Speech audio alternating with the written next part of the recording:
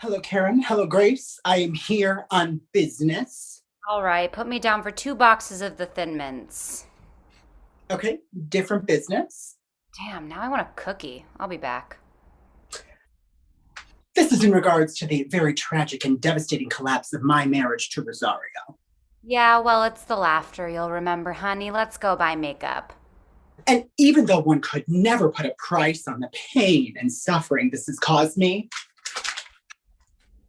one has. Jack, I don't read. I'm read too, okay?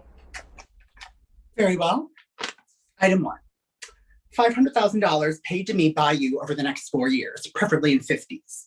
Item two, a Shetland pony dyed powder blue to match my eyes. Item three, powder blue eyes. Item four, you Wait have a to. wait a minute, Blanche. I'm still on item one. $500,000 in 50s? Yeah, I've always been turned on by one Benji Franklin. He wasn't afraid to wear his hair up and away from the face. Franklin's on the 100, you mook. And where do you get off asking me for 500K? Do you know how many times I had to, oh my God, Stan, to get that? Well, we did have a contract. I gave up a year of my life so Rosario could stay in the country. I don't think a trust fund and a Corvette is too much to ask for. Are you kidding me with this? I plucked you out of a 4x4 hovel above a blinking light in Times Square and put you in a 6x6 maid's quarters on Park Avenue, and this is the thanks I get? Hey, you got something out of this too, Missy. Who read Valley of the Dolls to your kids every night? Who distracted Stan for you on Oyster Tuesdays? Me. It was me. No, I don't mind 500,000 in 50s. 50s Ben Franklin on. You know, you should think very carefully about what you're asking for, Miss Girly Brown. You've got a good thing going here, and if you think that you can just shamelessly siphon cash off of a loved one like I'm doing with my husband, you've got another thing coming. I want my money. You ain't getting 88 cents from me, Rose. Very well. Then I will see you in court.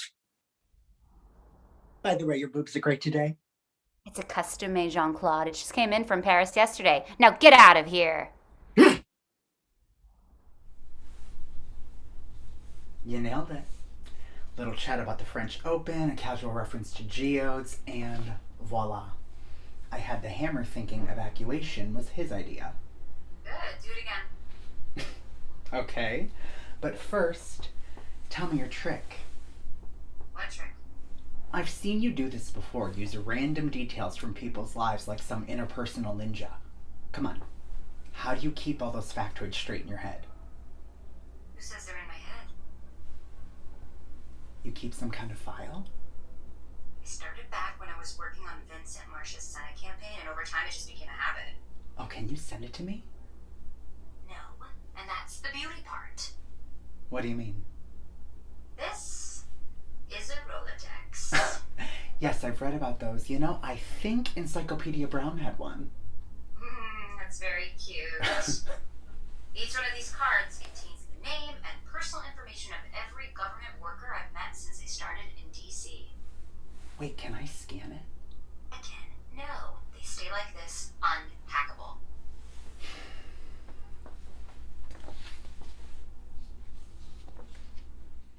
We were working the Apollo Theater on 125th Street, doing 4 shows a day with a movie. It was really tacky, but the show was going to go to Chicago. My parents wanted to say goodbye, and they were going to drop my luggage off to the theater after the show. Well, we were doing this Oriental number, and I looked like Anime Wong.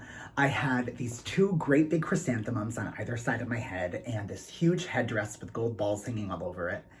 And I'm going on for the finale and going down the stairs, and who should I see standing at the stage door? My parents. They got there too early. I freaked. I didn't know what to do. I thought, I know, I will just walk quickly past them like all the others and they'll never recognize me. So I took a deep breath and headed down the stairs. And just as I passed my mother, I heard her say, "Oh my God." Well, I died But what could I do? I had to go on for the finale, so I just kept going. And after the show, I went back to my dressing room, and after I had finished dressing and taking off all my makeup, I went back downstairs. And there they were, standing in the middle of all of these people. And all they said to me was, please write. Make sure you eat and take care of yourself. And just before my parents left, my father turned to the producer and he said, take care of my son.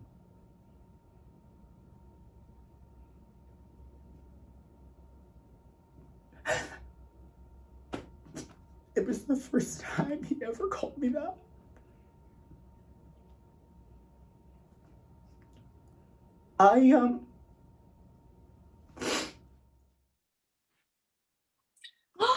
Handsome. I hate it. Why? Too tight in the crotch? Mom, no. Let's just look for something that's a little more modern. I don't want to clash with Connor. Right. Because this wedding is about what he wants. Why don't you like him? Before you met him, you had a good job, a good place to live. It was my idea to move. How am I supposed to know that when you never call me? Come on, we talk every few weeks. We used to talk every day. So what happened? Did I do something to make you mad? Or is it him? Mom, Connor's not the reason I've been pulling away. Are you sure? He's very bossy. The truth is, I've been avoiding telling you something. First of all, I'm fine and healthy. Healthy? Why wouldn't you be healthy? I'm HIV positive. I'm undetectable, which means the medicine is working, so that's good. And I'm going to live a happy and healthy life for a long time, just like everybody else. So I just didn't tell you because I didn't want you to worry. But you not telling me does make me worry. Mom, the first thing you told me when I came out was you wanted me to be safe. And we both know what that meant. And I am safe, even though this happened. I'm just ashamed that it happened. And I don't want to be. But I guess I just hate disappointing people, especially you. So I'm sorry. And I know I shouldn't say that, and this doesn't have to be such a huge deal, but I'm really sorry. Look at me. Oliver, look at me. I'm here for you until the day I die, no matter what. I just hate that you felt you had to go through this all alone. I wasn't alone. I had Connor. Well, then he should have told me. Fair point.